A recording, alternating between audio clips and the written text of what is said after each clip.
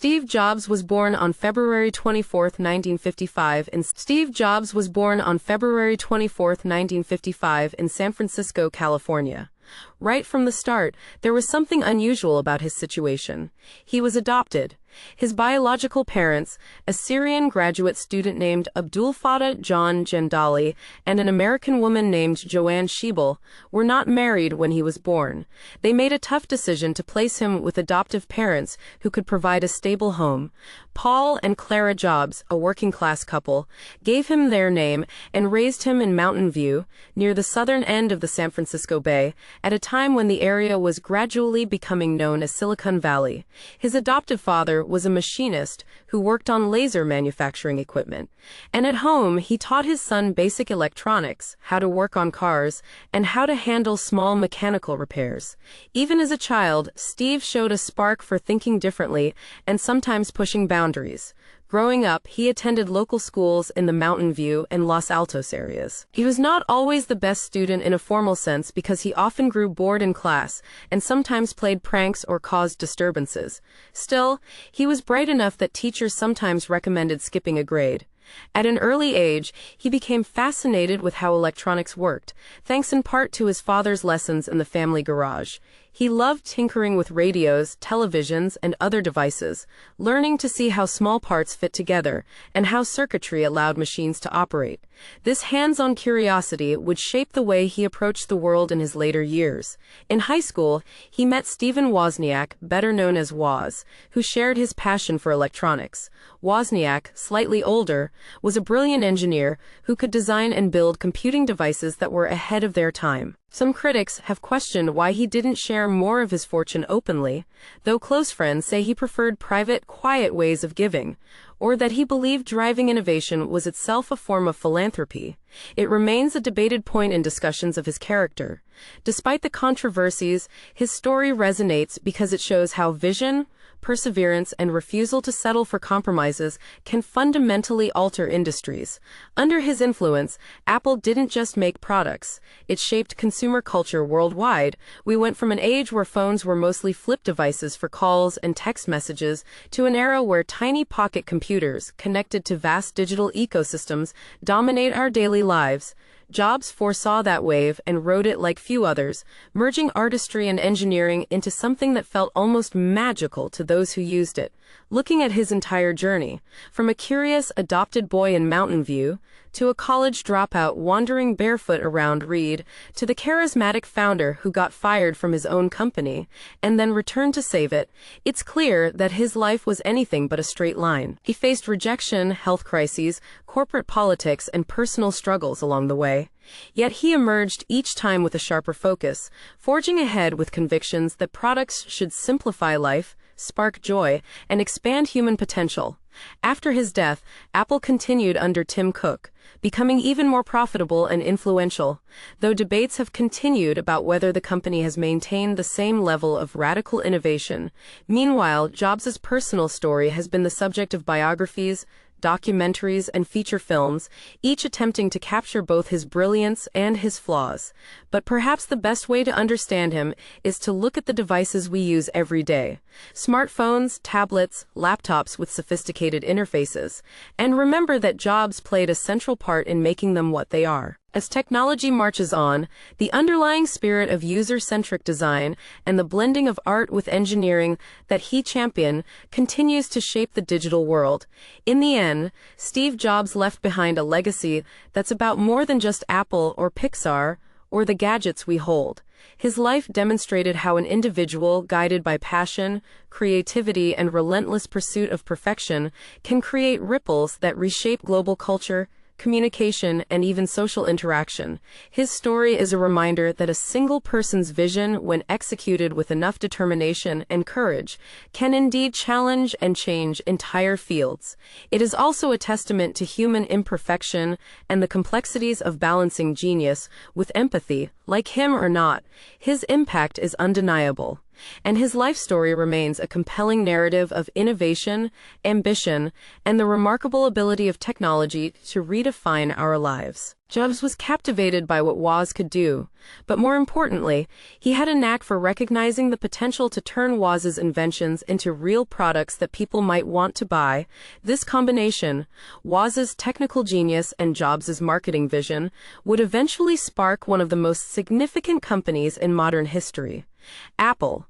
However, the path to that future was not straightforward or immediate. After high school, Jobs enrolled at Reed College in Oregon, a small liberal arts school known for its unconventional curriculum. He lasted only one semester before dropping out, finding the required courses uninteresting and the cost burdensome on his parents' modest means.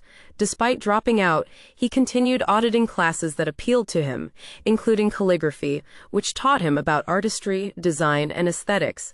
That experience with beautiful lettering and layout later influenced the design ethos he would bring to Apple computers, showing how seemingly unrelated interests can shape bigger ideas down the road. Following Reed, Jobs returned to California and eventually took a job at Atari, a major player in the video game industry during the 1970s. He worked on circuit boards for arcade machines, but was not exactly a conventional employee. He'd show up barefoot, with messy hair, and often argued with coworkers. He had also become deeply interested in Eastern spirituality, vegetarian diets, and meditation, influenced by his travels to India. The job at Atari was mostly a way to make money while he and Wozniak brainstormed side projects. One well-known story from that era is when Jobs was asked to design a circuit board for a game called Breakout. He had Wozniak do much of the engineering work, and he led the business side, negotiating the fee. The event hinted at the dynamic that would later play out at Apple. Woz doing brilliant engineering, Jobs pushing it forward and negotiating deals. By the mid-1970s, the personal computer revolution was just beginning. At this time, computers were typically large, expensive machines used by corporations or universities. Few people imagined a day when regular households could own one, but Wozniak had designed a simple computer board, essentially the blueprint for a personal computer, and Jobs saw a chance to sell the concept. Together, they formed Apple Computer in 1976.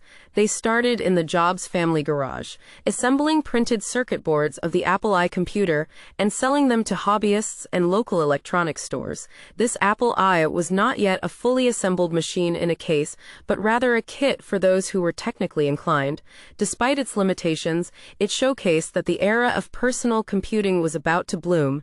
The Apple II was the product that truly launched them into mainstream success. Released in 1977, it came with a sleek design and was one of the first highly successful mass-produced personal computers.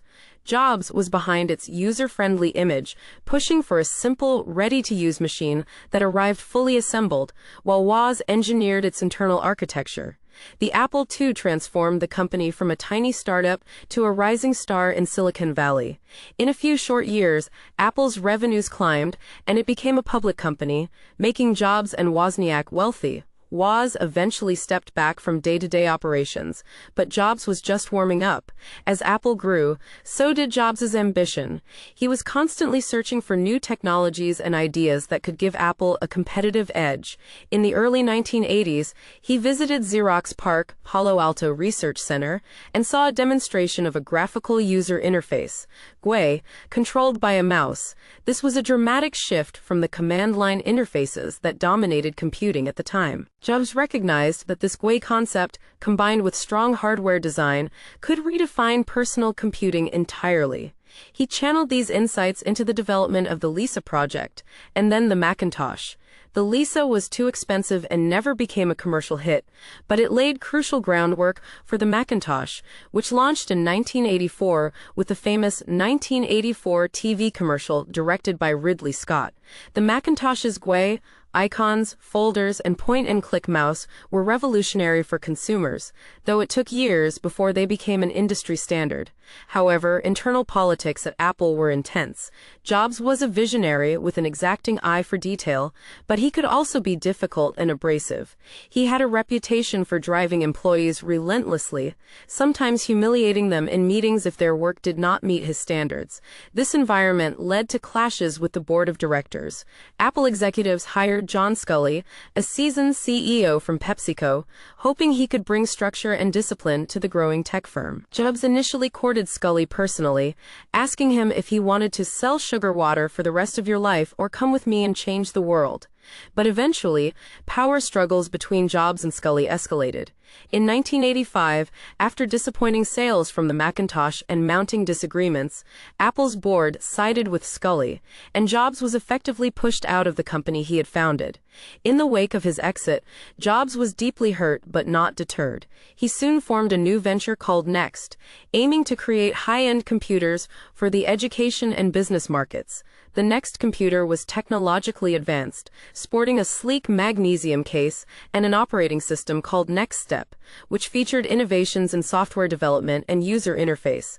Despite its brilliance, the Next machine was expensive, niche, and sold in small numbers. The high cost and limited market penetration meant that Next struggled financially.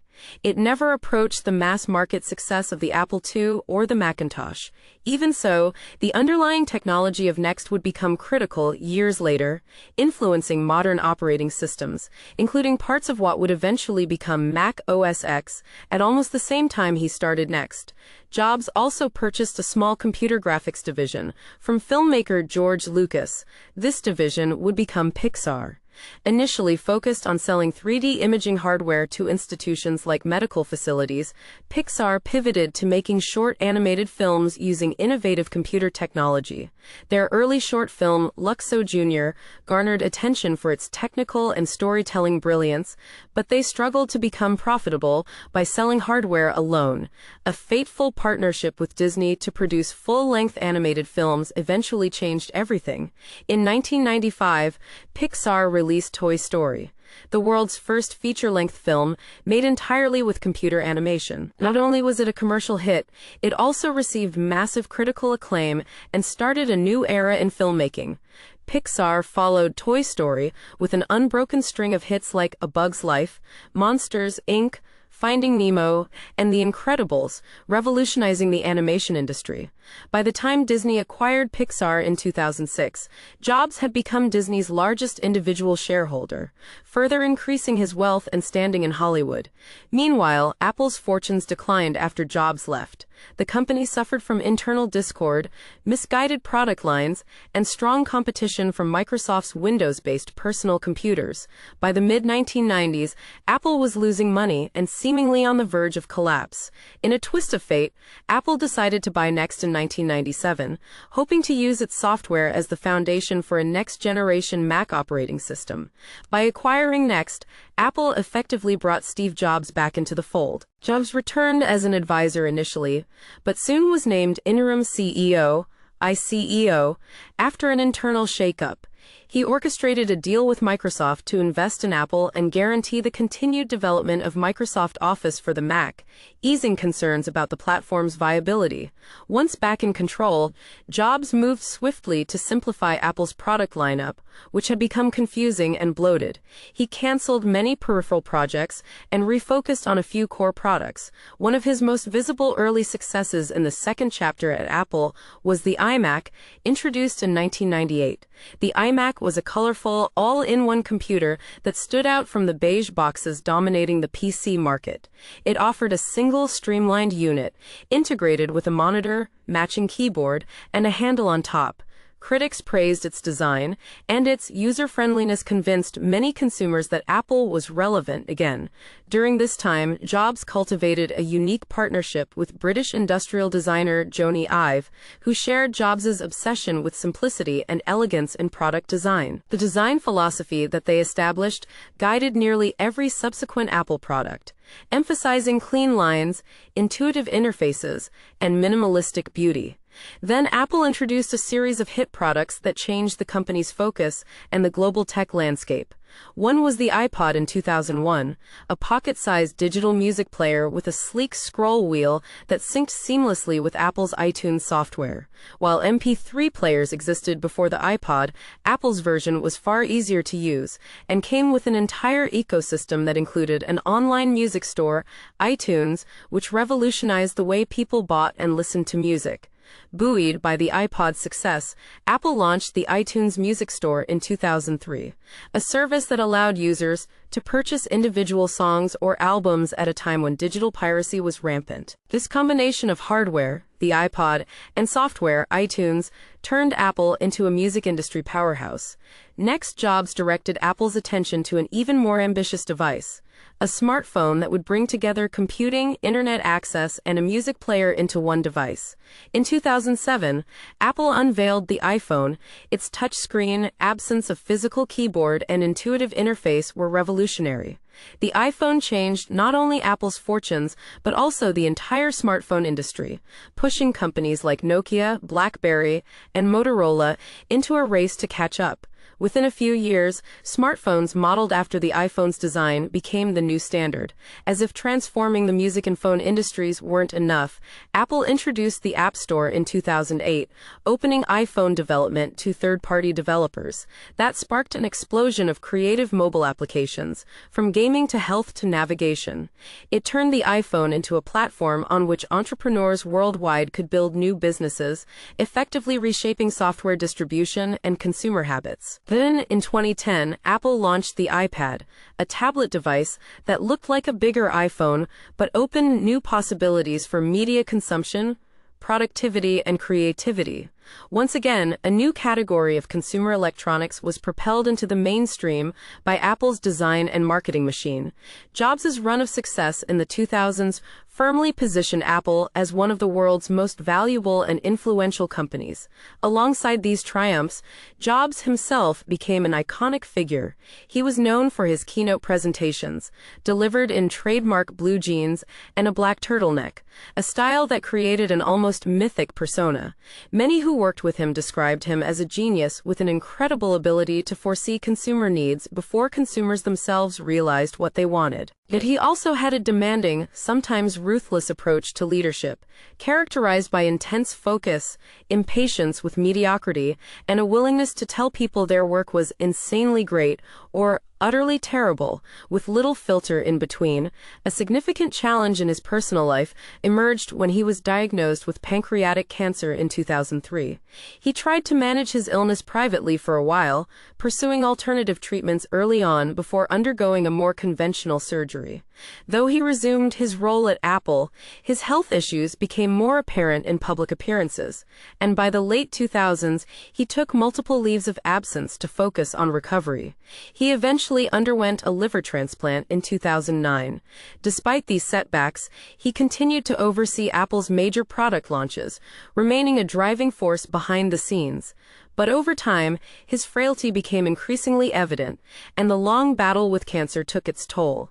In August 2011, Jobs stepped down as CEO, naming Tim Cook as his successor, although he stayed on as chairman of the board. His resignation letter was brief, emphasizing that he could no longer meet his duties and expectations as Apple's CEO. Only weeks later, on October 5, 2011, Steve Jobs passed away at the age of 56. Apple announced his death with a simple tribute on their website featuring a portrait of Jobs and his name.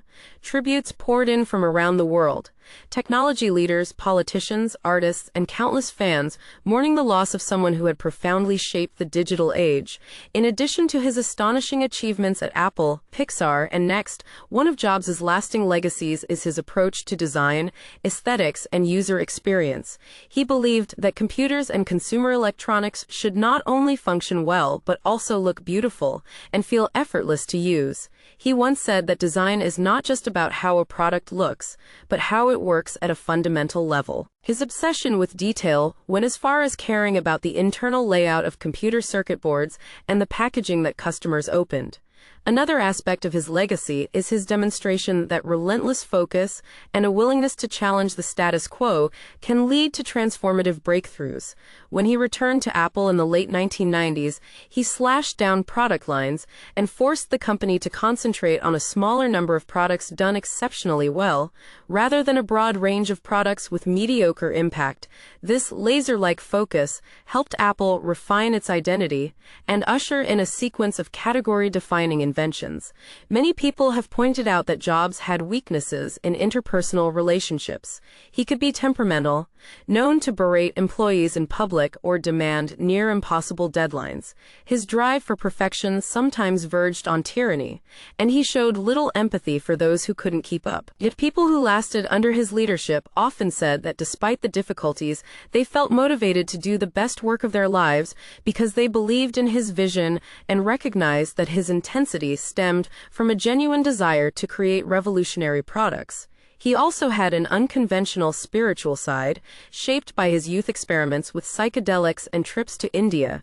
He tried to integrate Zen principles into his life, sometimes focusing on simplicity and intuitive clarity.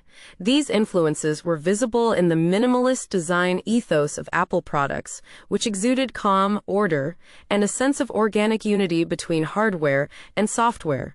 When it comes to financial success, Jobs' wealth primarily flowed from Apple's resurgence and Pixar's acquisition by Disney. Yet he never approached philanthropy in the public way that figures like Bill Gates did.